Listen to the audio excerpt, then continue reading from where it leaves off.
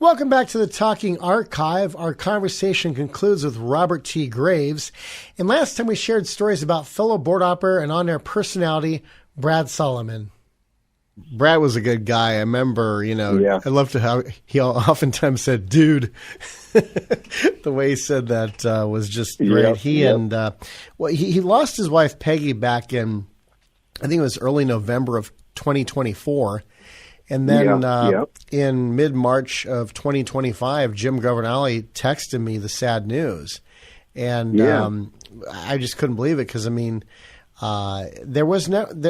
there's yet to be a memorial service. They said there's nothing planned right now. But, Brad was just a good guy. And I remember he told me the stories about how he'd been audio taping Disneyland since the mid-'70s and then videotaping it with his camcorder since the early 90s. And he told me a funny story one time when this was the summer of 1975, and the Main Street Electrical Parade was taking place, and so he decided to go on the Haunted Mansion. And the scene where they have the ballroom where the person's blowing out the birthday candles and everybody disappears and then reappears, Brad decided to get off his doom buggy, and he put his Panasonic cassette recorder up to each of the speakers to try to capture the various musical interludes in each speaker. And after he did it successfully for each speaker, the parade had let out, and so the ride was busy again. He couldn't find an empty doom buggy. Finally, he found an empty one and jumped onto it. And right after that, he said that the doom buggy stopped and he saw all these guards running across like the railway of the doom buggy looking for him. Wow. Just imagine he might have scared a bunch of people too, because they're thinking, wait a minute, what's this guy doing in here? And he just jumped out of his dune buggy. But yeah, that's interesting. Wow. I don't remember seeing a ghost with blonde curly hair. No, where did he come from? That could really scare some people. I know. Today you couldn't get away with it because it got sensors galore. That would immediately stop the ride. But, back then. You could get away with just about anything back then. Oh, yeah. Although I remember one time somebody actually did kind of get away with something. They were writing Pirates of the Caribbean, and they decided to jump off the boat on the scene where you got that skeleton looking at the magnifying glass in the bed of treasure. So they ran onto that area and then immediately got taken away and then thrown out of the park. But earlier in the day, he got his hand stamped. He still has ticket stubs, so he just re-entered the Magic Kingdom through the monorail entrance near the Monorail Cafe and the Disneyland Hotel. Oh, and wow. nobody caught him. It just, he was able to go back in, but via the back way, if you will. Yeah. Interesting. Well, Robert, it was great talking with you. Anything else you'd like to add? Well, when I first got started during radio, during the announcing and things like that, it did start in high school. I was in part of the PA announcements during my sophomore year, and it was like the morning zoo before the morning zoo. It's like 1977, and I started doing that, and I did that for 3 years until I graduated. And then when I got to junior college, what do I hear in the morning over the loudspeaker was somebody doing PA announcements, and it just happened to be the secretary of the dean of the school. And so, I went into the office one day. I was there to do some kind of business, and I happened to go into the office, and I heard this familiar voice, and it just happened to be the secretary of the dean talking to this other student. So when she got through with him, she came over to me, and she says, "Can I help you?" And I said, "Hey, you're the person that does the morning announcements. And she says, yes. I said, well, guys, have you ever thought of letting a student do those? I said, because, I'm a freshman here. My name's Robert G. Graves, and I have 3 years high school experience, and I was wondering if you guys ever thought about letting a student do them. And they were like, well, no, we've never thought about that. And she says, well, how much time do you have today? And I said, well, I'm off the rest of the day. I've had my class already. So she sent me in to the dean. And I told him the same thing. Hey, I'm a freshman here, and I would like to do the morning announcements. Well, they were going to pay me, but they didn't know how much. And I said, well, if you guys want to pay me, that's fine. But I really just want to do it. I want to, I could do two things at once. I can, assist your secretary, by taking this off of her hands, because I know she's got a lot of work to do in the morning. I could do that, and then I could continue to get experience. So he says, okay, well, he called over to the activities director's office, and he told them, and he says, I could send you over there. So I went over there, and I was talking to the activities director, and he said, I told him everything as well, and he gave me these little 3x5 cards with all of the school activities on it. He says, I'm going to give you 5 minutes, and I'll be right back, and I want you to read for me when I come back. So he came back in 5 minutes. He goes, okay, go ahead. And I started reading for him. Before I got finished with the first one, he goes, stop.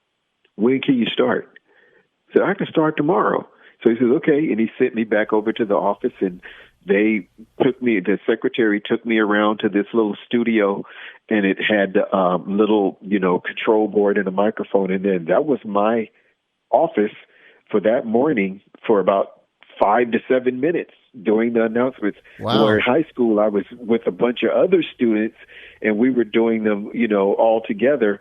But I was the first student to ever do the PA announcements for that college, at Compton College. Wow. And I did that until I graduated and transferred over to Sacramento State to study radio and TV broadcasting. Wow. Now, at Sacramento State, did they have a college radio station there? They had a classical station there, and they were looking for volunteer announcers, and you had to be able to stay awake, to do that stuff, because that music would put you right to sleep. But I did that for a little bit. They also had I had an audio techniques class, and they had a practice studio that was like a radio station. And so I would go in there a lot to practice, and I would turn the lights off, and the board would be lit up. It would just a cool looking board when the lights would be turned off, and stuff. But it was fun going in there doing that and everything. And they had a station that was classical. Now, were any students on it, or was it basically paid professionals? Because so many college campus stations don't allow students on the air. They're basically paid professionals working for a commercial not-for-profit. Well, they had volunteer students that they had a ad in the bulletin where they were looking for students to volunteer to come on. And so a few of us in the audio techniques class were volunteers on there. But it was during the days we were in school, in between those times. Very rare, and not very much. We probably did an hour or two. We didn't do like full shifts. But just trying to stay awake and then pronounce some of those names for some of those artists was a chore in itself, But it gave you experience. You got a chance to get experience and everything. So it was pretty cool. It was a nice looking studio too. It was a very nice looking studio. Tchaikovsky's arrangement in B flat. Yeah. And then you had to name all of the people that were playing on the cello. It's such and such and such, and the first violin was da da da da da, and it's like, oh my goodness! So, all these Eastern European names that are hard to pronounce. Exactly, and the program director is just laughing at us. It's like, it's okay, you guys, because there's not very many people listening to it. It's just giving you experience. It's like, okay, all right, thanks. We appreciate it. So yeah, that's how it got started. When I was little, my sister bought me a tape recorder, and I would take that tape recorder, and I was just pretending I was a radio DJ, and I every chance I got to get my hands on a tape recorder, I would do it until I got my own. And I was always pretending I was a radio DJ, and that's what I wanted to do, and I got a chance to live my childhood dream. And you're still living it today. Still living it today. My station's streaming now as we speak. So yeah. Now, what kind of automation do you use to play the music? Because right now, I mean, for years in Salem, we had the Next Gen system. About 2.5 years ago, we switched to wide orbit, and then there's Array. Wide orbit in K. Yeah, we did wide orbit in K-Wave. Oh, I didn't know that. I think it was wide orbit if I remember correctly. But I do Live 365. They have their own little way that you can build your playlist in there. And I'm also on Centovacast too. So I actually have two stations. I'm trying to intertwine them to get on my website. Well, right now you can only hear Live 365, but they have their own system of where you can build your playlist and things on there. So I just build it on there like that.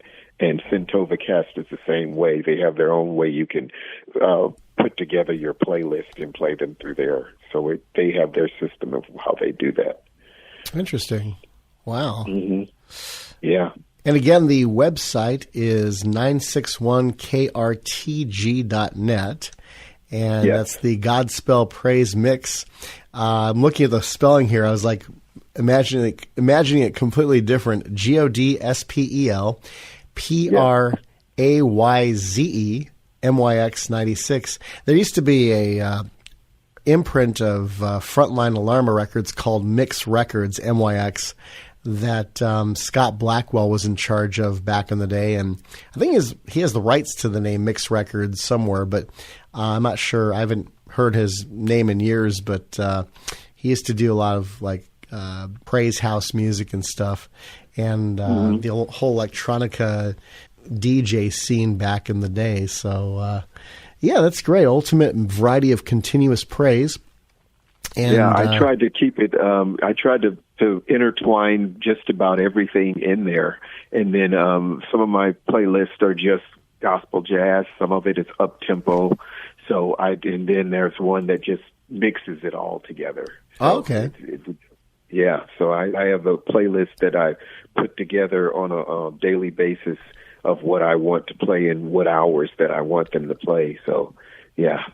And then if I don't make one, the auto DJ automatically just plays stuff for me until I can get back to it. And I'm looking to go live sometimes too. So, I'm working on that for this year as well. Oh, okay. How's you mentioned you were building a studio right now at your new house in Texas. How's the progress come along? Well, actually, the studio is pretty much put together. Me and my wife both work. It's a little office. It's an office space.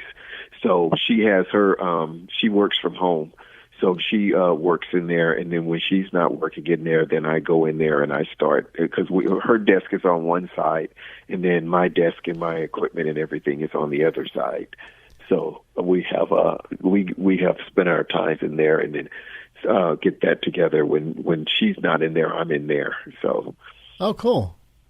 Yeah, wow. So we have a little office space that we can both fit in. That's great. You discovered, since you're in Texas now, have you discovered a good barbecue out there, or Tex-Mex that you love? No. We've been going to barbecue places. Well, actually, there is one called Hutchins that we like, but we're still looking at other ones too. Now, there's a store down the street from us called HEB, big grocery store that's kind of like a king size.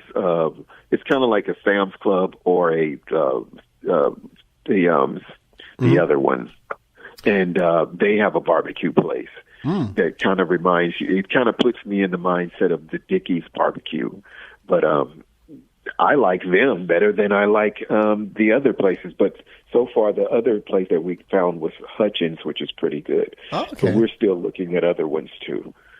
Wow.